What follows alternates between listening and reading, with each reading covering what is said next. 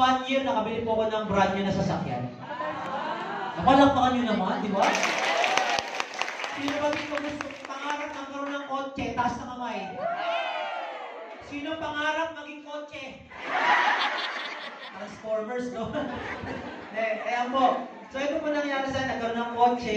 Alam mo, nagkaroon ng kotse, ang sarap pala ng pakiramdam. Kasi imagine mo, 22 years old, nagda-drive ng brand new na sasakyan. Diba?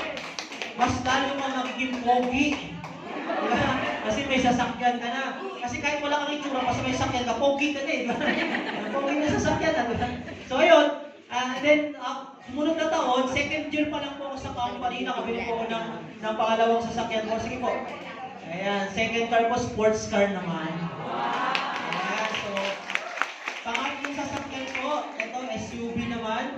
At yung pang-apat ko na sasakyan, Ford Mustang.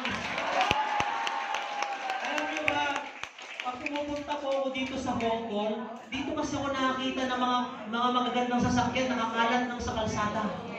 Alam mo, ginagawa ko, lagi ako nagpapapicture. Kasi pangarap ko talagang magkaroon ng magandang sasakyan. Kasi bata pa lang ako, gusto ng magandang sasakyan eh. Kaya alam mo, sabi ko sa sarili ko, one day, magkakaroon din ako ng sports car. Kaya nangyari po yan dahil sa magandang company po natin. Diba? So, guys, ganito lang, pinapakita ko po sa inyo to hindi para ipagmayabang. Pinapakita ko yan para ma-inspire ka din. Para ma-challenge ka din. Kasi sabi ko, sino ba naman ako para magkaroon ng ganitong sasakyan? Eh, hindi naman po ako nakagraduate ng college. Hindi naman po ako matalino. Mahihiyain ako. Hindi nga ako magaling mag-English eh. Diba? Limited edition lang yung English ko. Diba? Pero hindi naman nakukuha dito yung galing. Diba? Importante, nasa magandang company tayo. At the same time, diba? Ikaw mismo, willing kang kunin yung mga pangarap mo. Hindi naman yung importante. Nakuha nyo? Diba? So, syempre, hindi lang naman mga sasakyan yung nabili ko dito. Diba? Nakabili rin po ako ng sarili ko, house and lot. Sino dito pangarap magkaroon ng house and lot? Eh, syempre, pangarap naman po natin lahat yan. Alam niyo po, nung nagkaroon po ako ng house and lot na to, may kaibigan po ako engineer. Alam mo, sabi niya sa akin, Mark, naswerte mo naman. Sabi ko, bakit naman? Sabi niya sa akin, kasi nagkaroon ka ng magandang dami mo sasakyan, tapos may house and lot ka. Eh, hindi naman lahat na nagtatrabaho, may sariling bayat lupa eh. Hindi naman lahat ng nag-a-abroad may house and lot eh. Hindi lahat ng professionals may sariling house and lot. Tama, pero ikaw nagkaroon ka, sabi ko, nga kasi swerte ko talaga, napaka-bless ko talaga kasi nasa AIM Global po tayo. Tama, yung dating pangarap mo lang, ibibigay po talaga. So again, pinapakita ko po, hindi para ipagmayabang, kundi para ma-inspire ka din. Kasi naniniwala ko, kung nagawa ko, kayang-kaya ko rin. Naniniwala ka ba?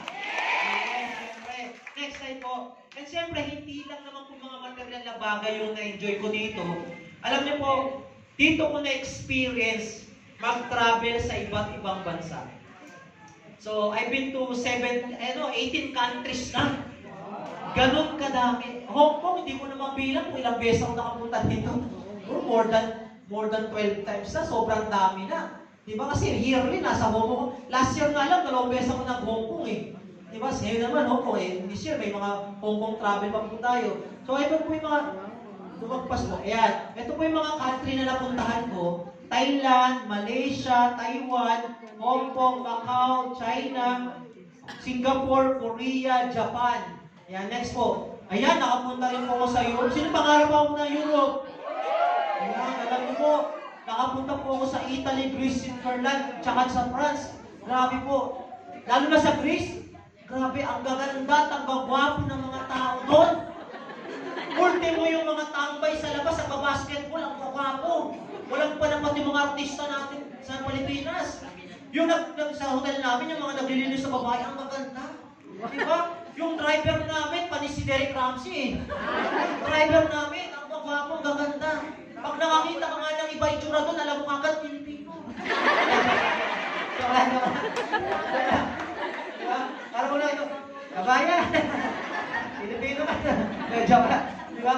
Grabe, ang gagwapo, ang gaganda. Kaya na-enjoy po namin sa Europe kasi sarap po maglakad-lakad. Kahit sa area doon, pwede kang mag-picture-picture eh. Diba? Tapos nakapunta rin po ako ng Maldives. Alam niyo po, pangarap po itong Maldives. Maraming mga sikat na artista dito nag-honeymoon.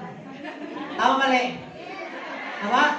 Nag-ano po kami dito, shark feeding. Nagpapakain po kami ng mga, dito, shark. Ang lalaki po ganyan, no? Nagpapakain po kami. Diba? So, libre rin po lahat yan. Dubai, diba? Punta kami sa desert safari, sumakay ng camel. Tapos, Indonesia, Bali, Vietnam, tsaka Amerika. Alam niyo po, nung nakapunta po kami ng Amerika bago mag-pandemic, December 2019. Bago mag-pandemic, grabe, ang sarap po. Alam mo, ang dami pong mga Pilipino doon na sinasabi sa amin na, uy, dito rin ba kayo nagtatrabaho? Sabi, hindi po eh. Oh, ba't dito kayo sa Venetian Hotel sa Las Vegas? Sabi, yes po, libre lang po yan. Sagot ng kampon, ha? Libre lang? Eh kami nga, ilang years na nagtatrabaho para makaipon, para makapag-travel dito eh. Imagine mo, nasa Amerika na sila, maganda na sweldo, pero hindi sila makapag-travel. Una, busy. Pangalawa, mahal. Kesa yung patatravel nila, padala na sa Pilipinas. Tama ba? Diba? So sa amin, enjoy na yun. Higit na yun sila kasi kami nag-enjoy. Diba mga bata pa kami nagtatravel, at the same time, libre. Kaya inggit na inggit po sila. Eh nakakatuwa, ngayong taon po, pupunta naman po kami sa Amerika, libre na naman. Sabot na naman. Kaya guys, bakit ko ito kinukwento?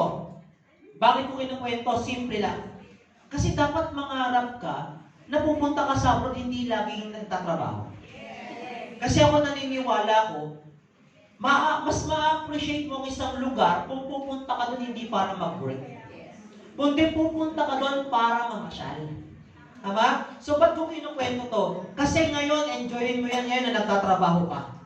Kasi tandaan mo to, kapag hinataw mo at sineryoso mo tong business natin, darating ang time, ang Hong Kong, sinasama mo na ng pamilya mo kasi namamasyal ka na lang. Masarap ba yung ganon? Kung namamasyal ka na lang, yun po yung masarap na dinadala mo na lang po yung pamilya mo pa travel na lang. Okay? So next. Ayan, so guys, pakita ko lang sa inyo to. Sabi ko sa inyo kanina, mahiyain ako, hindi ako magaling magsalita, hindi ako matalino sa school. Pero imagine mo, dahil sa negosyo ko, dito po na yung personality ko sobrang na-develop. Diba? Kasi sino mag-aakala na yung mahiyain na katulad ko, magsasalita sa harap ng libu-libong tao, 16,000 people yan sa loob ng MOA Arena. Diba? Pag may mga kaibigan na ako, pinapatin ko ng seminar, hindi makapaniwala, si Mark pa talaga yan?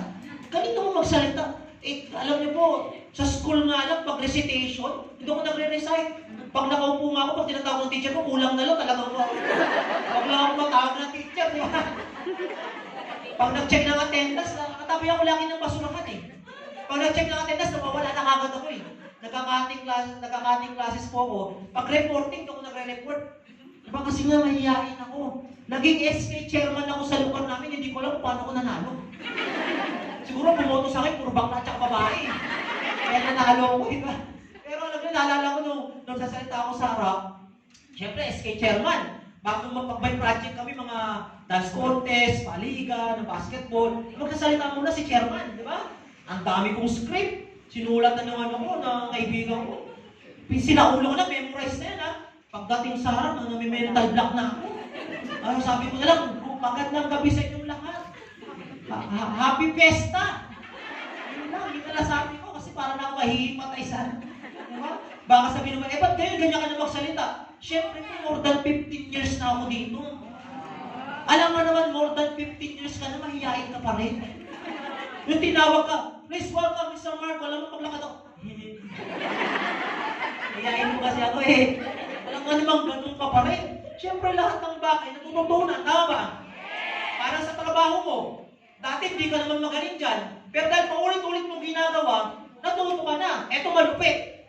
Sa Pilipinas, hindi ka nga nagwawalis eh. Hindi ka nga naglilinis eh. Pagdating dito, sipak mo eh. Tama o tama? So, ibig sabihin, mag-a-adjust ka. Kasi yun yung trabaho mo eh. So, ako nag-adjust ako kasi sabi ng apply ko, kung gusto ko daw yung maman, kailangan speaker ako. Kaya lahat ng bagay pinag-aralan ko, naalala ko pag umuwi ako sa bahay namin after ng seminar, pinapractice ko magsalita sa harap. Ginagawa ko, nagkukulong ako sa kwarto, naglalagay ako ng mga monoblocks, naglalagay ako ng mga unan. Yung unan, kunyari tao. Magsasalita ako, good morning. Si Sino ba yung mga first timer, taas ang kamay? Siyempre, hindi mo sasalita yun. Ulan yun eh. Tama, pero ako naman, santa araw-araw, pero hindi nagkukulong ako kasi baka may marinig ng magulang ko eh. Sabi lang nangyari sa anak ko. Sumali lang sa Global, nakaliw na. Kaya ang nangyari ko, hindi ako nagpapakita, nagkukulong ako. Pati pag tayo sa harap, pinapractice po namin yan. Kasi syempre, hindi naman lahat marunong magsalita sa harap ng maraming tao, tama ba? Diba? Kasi katulad ako, hindi ako sanay. Syempre, malalaman ka agad kung nanginginig ka o hindi. Pati paghawak ng mic, pinapractice namin. Kasi pag nanginginig ka, hindi pwede pala dalawang kamay, dapat pa isa-isang kamay lang. Yung hawak. Oo, kasi pag nanginig ka, nilipat ka lang. Di ba? Sabi galing ng speaker, malipat-lipat yung kamay, oh. Alam mo, nanginginig lang. Nanginginig lang. Oh, ang pangit naman kasi pag dalawang kamay yung nanginig. Yung pangit lang. Ganun ko. Kaya tama isang kamay lang dapat. Pati pag tayo sa harap. Kaya ba mapasin yung mga speaker, naglalakad dyan. Kasi syempre, para yung paa nila, hindi nanginginig. Kasi kailangan pag yung pagtayo mo, dapat hindi straight. Dapat pag ganun mga ito, papalit-palit para pag nanginig dyan, lipat mo lang. Ara nila, galing na speaker ako, hindi nila nanginginig lang yan. Kasi ang pangit tingnan, pag naka-straight ka, nanginig ka. Ganun ko. Ang pangit tingnan naman. Di ba? Ang masaklap na pag pinagsabay mo pa yung kamay. Diba? Sabi, yan ba yung speaker? Yan ba yung kasama sa package? Okay yan. Diba? Hindi pwede gano'n. Kaya ibig sabihin, lahat ng bagay pinag-aaralan. At naniniwala ako, kapag willing kang matuto, lahat ng bagay mapag-aaralan mo. Tama po ba? Tama. Alam mo ba sa totoo lang, hindi naman pagalingan dito eh. Alam niyo ba pag may ini-invite ako dito ng mga prospect ko, sinasabi, hindi ako pwede yan, hindi ako magaling. Alam mo, sagot ko, yun nga yung gusto namin, yung hindi magaling. Kasi madali turuan. Kasi pag magaling na, ang hirap turuan eh. Pag tinuturuan, alam ko na yan. Hindi ko na, alam mo pala. Tama ba? Diba kailangan, diba, hindi magaling, hindi marunong. Pag tinuruan mo, mas madali. Nag-gets nyo? Diba? So, ayan po. So, imagine nyo po ito. Nagsalita ako sa harap ng maraming tao. Alam nyo ba na hindi ko po in-invite yung parents ko dyan? Alam nyo bakit? Kasi, yung parents ko kasi, lagi ko ini-invite yan eh. Kaya lang sobrang busy po ng magulang ko. Negosyante po kasi. Diba? Kasi Chinese po kami. May lahi po. Kaya po apelido ko. May lahi po kami Chinese. Half Chinese, half Garter po. Chinese Garter. Hindi kasi kami marunong mag-incheck. Nakausap ka ako. Hindi mo hindi ka. Mawawala na lang ako eh. Alam, Chinese din, diba? So, hindi po marunong sila marunong mag-incheck. Pero may negosyo. Ang nagustuhan ko sa magulang ko, hindi sila marunong mag-incheck. Pero yung mindset ng mga Chinese na buwan. Kasi naging negosyante. Kasi guys, aminin natin. Diba? Hindi ko naman nila lahat, pero alam natin na karamihan na ng yumaman naging successful is negosyante.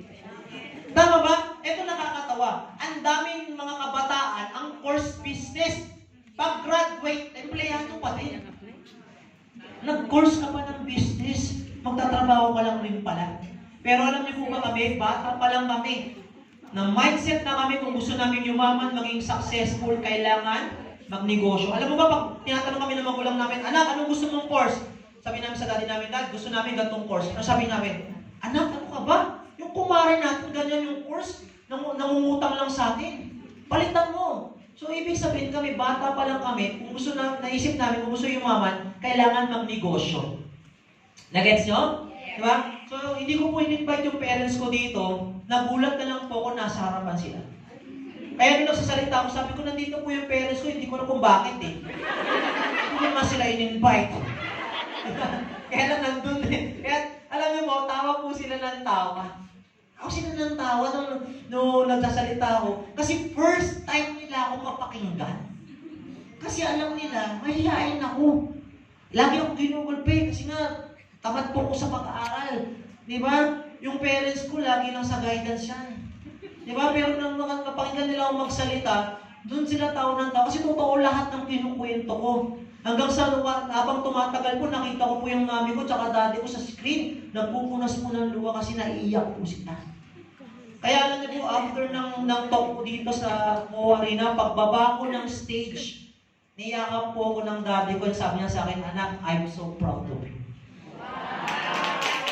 Diba? Alam mo, ang sarap po sa pakiramdam nun kasi sa aming magkakapatid, ako po yung panganay, ako po yung eldest sa magkakapatid, and ako lang po yung hindi nakagraduate ng college.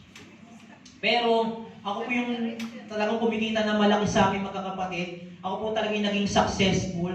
Kaya sabi ko nga, hindi basihan yung pag-aaral, hindi basihan yung tinapos, hindi pa basihan yung galing. Diba? Ang basihan pa rin dito, kung ano yung buhay mo ngayon. Diba? Kasi aanuin mo yung ang talino mo dati. Graduate ka, dami mo pera. Hanggang ngayon, nangihingi ka pa rin ng pera sa magulang.